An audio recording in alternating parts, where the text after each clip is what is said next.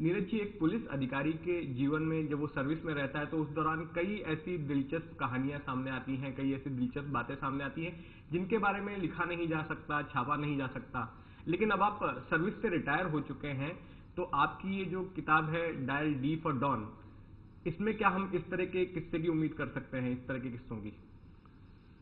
इसी तरह के किस्सों की ही उम्मीद कीजिए, क्योंकि मैंने प्रयास किया है कि 11 ऑपरेशंस जो मैंने सीबीआई में रहकर किए थे, कुख्यात अपराधियों के खिलाफ, उनका इसमें जिक्र है कि वो ऑपरेशंस कैसे किए गए थे। और वो कहानियाँ बड़ी दिलचस्प और बड़ी रोचक हैं, और मैंने सोचा कि ये कहानियाँ पुलिस के अफसर सुनना चाहेंगे, आम जनता सुनना चाहेगी, पाठक जानना चाहेंगे। तो उस हिसाब से मैंने ये इन कहानियों का कहानियाँ लिखी हैं। आपकी किताब का शीर्षक है डायल डी फॉर डॉन। तो अगर डॉन की बात करें तो जाहिर है, अगर भारत में कोई डॉन की बात करता है तो दाऊद इब्राहिम का नाम इन दिनों सबसे पहले सामने आता है। आपने दाऊद से जुड़े हुए किस्से भी सुना है, उनको भी इस किताब में लिखा है। तो ये बताइए कि दाऊद से आपके कुछ कन्वर्सेशंस हुए थे, दाऊद से आपने खुद बातचीत की थी, किस सिलसिले में वो बातचीत थी और क्या कहा था दाऊद ने आपसे? देखिए, पहली बात तो है कि डायल डी फॉर डॉन एक चैप्टर का टाइटल है। उसी टाइटल का इस्तेमाल किताब के टाइटल के लिए किया गया है। ये पब्लिशर्स का ही विचार था कि ये अच्छा रहेगा टाइटल, तो इसलिए उसको डायल डी फॉर डॉन कहा गया है। और ये चैप्टर मेरी जो कॉन्वर्सेशंस हुई थी दाऊद के साथ, उसके बारे में है। मुख्यतः जब 3 कॉन्वर्सेशंस हुए थे जून 2004 में, और उन कॉन्वर्सेशंस में उसने अपना इनोसेंस जताने की कोशिश की मुझ पर कि वो बॉम्बे बम ब्लास्ट में इन्वॉल्व नहीं है। बहुत सारे उसने तर्क दिए। उसने कहा कि अगर मुझे ऐसा करना होता तो मैं अपनी पूरी फैमिली को हटा देता मुंबई से, लेकिन उसकी माँ, उसकी बहनें, वो सब मुंबई में हैं। उसने ये भी कहा कि मुझे हथियार भेजने की ज़रूरत नहीं पड़ती क्योंकि मेरे लड़कों के पास काफ़ी हथियार है। इस तरह की बातें हुई उसके साथ। तो क्या उसने सरेंडर करने की भी पेशकश नहीं, की थी? मेरे से जो बातचीत हुई उसमें कभी भी सरेंडर करने का जिक्र नहीं हुआ। केवल वो अपने इनोसेंस को प्रूव करने की कोशिश करता रहा। अच्छा, क्या उसने जो संजय दत्त को हथियार दिए गए थे उस सिलसिले में भी कुछ बताया था आपको?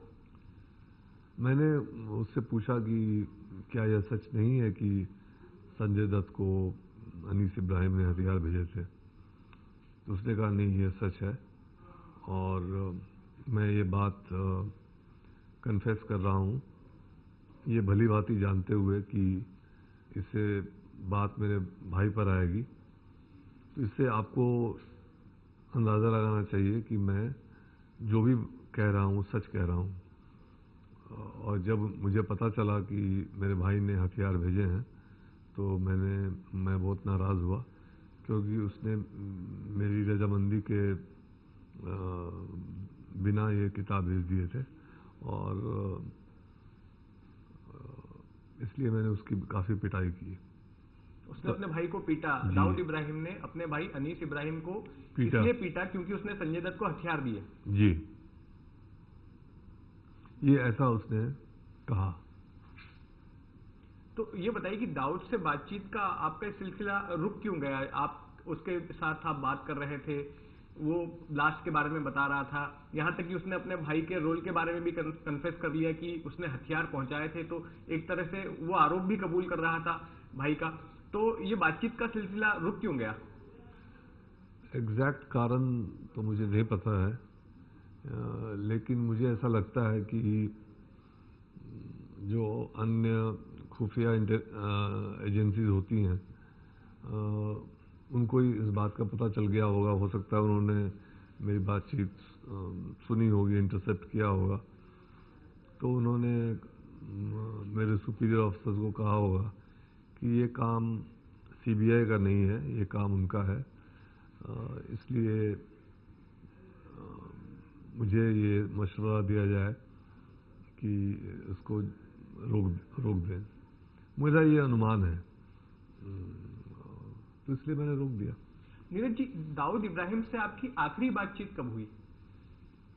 आखिरी बातचीत 2013 में हुई। मुझे ऐसा लगता है एक कॉल आया था जो बहुत ही संक्षिप्त था, लेकिन मुझे लगता है कि शायद उन्हीं की आवाज़ थी, जबकि spot fixing case Delhi police ने किया था तो उसमें दाऊद का नाम आया था। तो इतने अरसे बाद दाऊद के खिलाफ फिर से केस करना, जबकि मेरा रिटायरमेंट मुश्किल से 1-2 महीने दूर था, तो इसलिए ऐसा लगता है कि उसी ने फ़ोन किया था और ये कहा कि आप मेरे पीछे क्यों पड़े हो, अब तो आप रिटायर होने जा रहे हो। तो बस इतनी सी बात हुई थी, उसके बाद फ़ोन उन्होंने काट दिया था। छोटा राजन जो कि दाऊद का दुश्मन है, वो तो भारत आ गया है। क्या आपको लगता है कि कभी दाऊद इब्राहिम भी भारत की धरती पर आ सकेगा?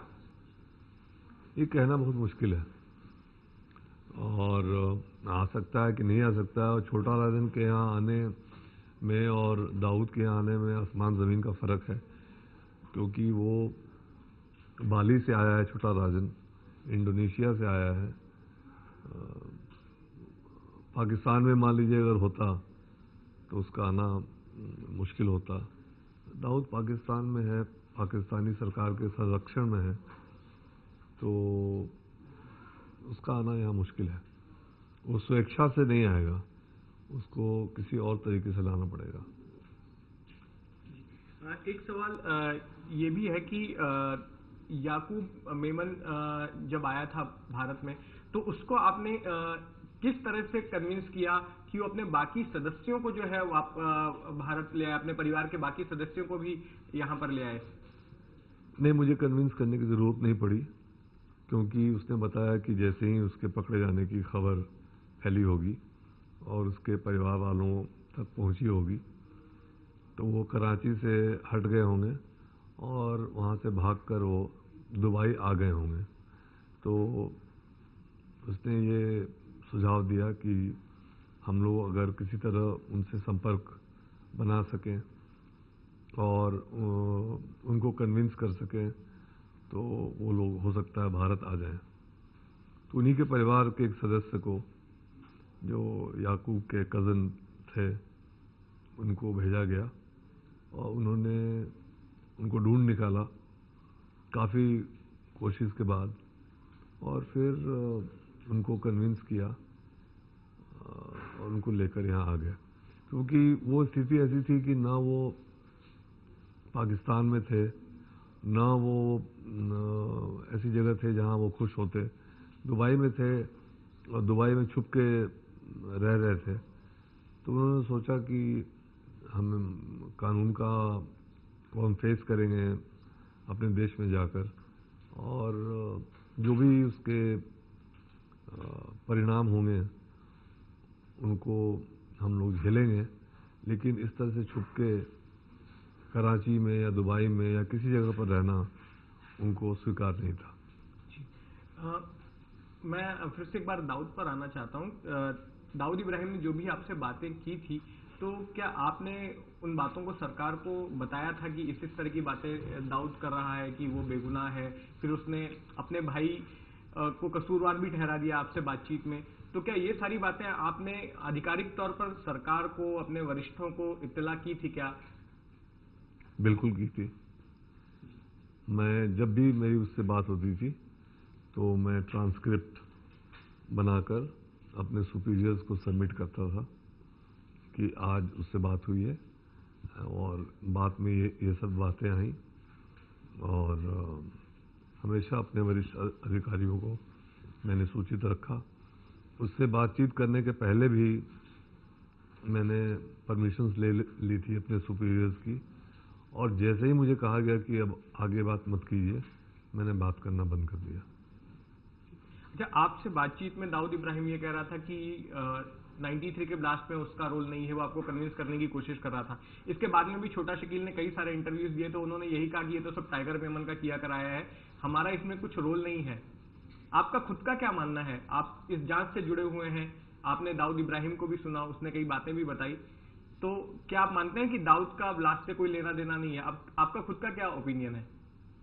नहीं, ये सब गलत है। उसका बहुत कुछ लेना देना है और वो सारे सबूत हमारे केस फाइल्स पर हैं। उसका क्या रोल था, और अगर कभी उस पर ट्रायल हुआ तो वो निश्चित तौर से दोषी पाया जाएगा। एक सवाल यह है कि आपकी इस किताब में ना केवल सिर्फ मुंबई अंडरवर्ल्ड के जो चेहरे हैं, दाऊद इब्राहिम वगैरह, उनके बारे में आपने जिक्र किया है, बल्कि और भी कई ऐसे देश के बड़े हाई प्रोफाइल मामले हैं, जैसे बेअंत सिंह वगैरह का मामला है, उसके बारे में भी बहुत सारी ऐसी बातें जो अब तक सामने नहीं आई, उन पर भी आपने लिखा है। उस बारे में कुछ बताएंगे? आपको उसके लिए किताब पढ़नी पड़ेगी, क्योंकि संक्षेप में बहुत सारे ऑपरेशंस हैं, और आपने सरदार बेअंत सिंह जो मुख्यमंत्री थे पंजाब के, उनके असैसिनेशन केस के बारे में जिक्र किया। उस केस में जो पहला अक्यूज्ड पकड़ा गया था पुलिस द्वारा, वो मेरी टीम ने पकड़ा था जब मैं सीबीआई में था। उसका नाम जगतार सिंह तारा है, जो बाद में जेल से भाग भी गया था। उसको फिर थाईलैंड में पकड़ा गया और अभी उसको फिर से सज़ा हुई है। तो उसको कैसे पकड़ा गया, कैसे सूचना आई, कैसे उस सूचना पर कार्रवाई की गई, ये सारा जिक्र उस चैप्टर में है। तो ऐसे कई चैप्टर्स हैं, क्योंकि अलग अलग ऑपरेशंस के, उसके लिए आपको किताब पढ़नी पड़ेगी। जी नीरज जी, एबीपी न्यूज़ से बातचीत करने के लिए बहुत बहुत शुक्रिया। बहुत बहुत शुक्रिया, थैंक यू।